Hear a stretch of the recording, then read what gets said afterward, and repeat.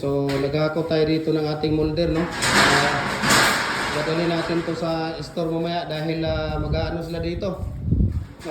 Papadala natin ito sa Zamboanga City, no? Via bus. Ayan. Via bus ang ating padadala nito mamaya sa Zamboanga City. Ayan. So, dito tayo at tingnan natin dito. At tatlong set to, no? Yan, tatlong set po yan. Yan dito. Op, i-ano muna niyo na. Kasi hindi ba kasi yan, i-ano niyo muna. Yan, so 4x4 by 8 feet po ito, fix, no? Ito po ay fix natin at adjustable siya.